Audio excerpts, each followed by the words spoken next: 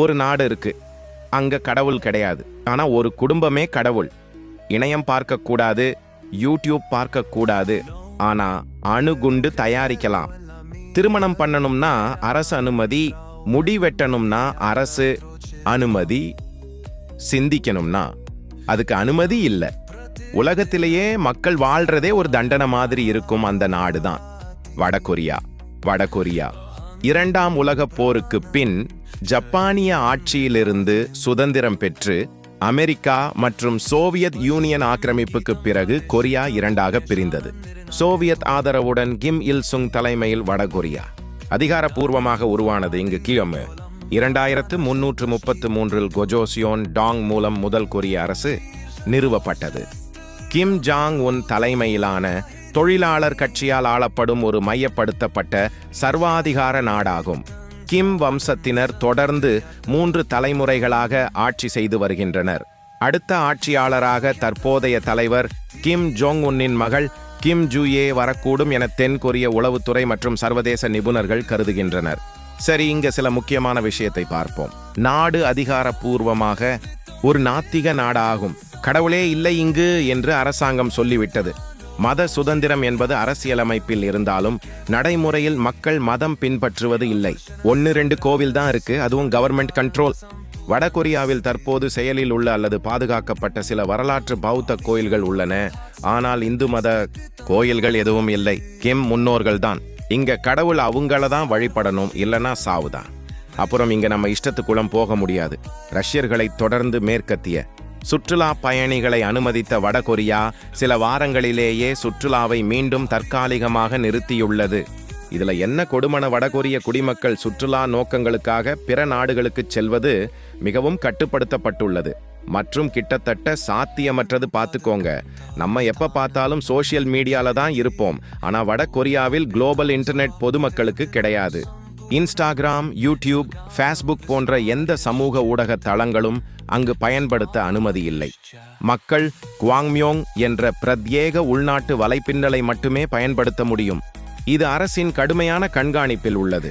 வெளிநாட்டு திரைப்படங்கள் அல்லது சமூக ஊடக உள்ளடக்கங்களை பகிர்வது குற்றமாக கருதப்படுகிறது. இதற்கு மரண தண்டனை வரை விதிக்கப்படலாம். நெக்ஸ்ட், நம்ம ரேஷன் கடையில கொடுக்கிற பொருளை எவ்வளவு குறை சொல்றோம், ஆனா வடகொரியாவின் உணவு பழக்கம், அரசாங்க விநியோக முறை, பிடிஎஸ் தான் ஒண்ணுமே பண்ண முடியாது. அடுத்து நம்ம விஷயத்துக்கு வருவோம். திருமணம் என்பது தனிப்பட்ட நிகழ்வாக இல்லாமல் அரசு மற்றும் சமூக கட்டுப்பாடுகளுக்கு உட்பட்ட ஒரு சமூக நிகழ்வாகவே பார்க்கப்படுகிறது. ஆண்களுக்கு 18 வயது மற்றும் பெண்களுக்கு 17 வயது சட்டப்பூர்வ திருமண வயது. திருமணம் செய்து கொள்ள விரும்பும் தம்பதிகள் பெரும்பாலும் தாங்கள் பணிபுரியும் தொழிற்சாலை அல்லது நிறுவனத்தின் தலைவரின் அனுமதியை பெற வேண்டும். அதேபோல் இராணுவத்தில் இருப்பவர்கள் 25 அல்லது 30 வயதிற்கு முன் திருமணம் செய்ய முடியாது. திருமணமானவுடன் தம்பதிகள் இந்த முன்னாள் தலைவர்களின் சிலைகளுக்கு பூங்கொத்து வைத்து அஞ்சலி செலுத்துவது வழக்கம். இல்லானா அவங்களுக்கு அஞ்சலி செலுத்துற மாதிரி ஆகிடும்.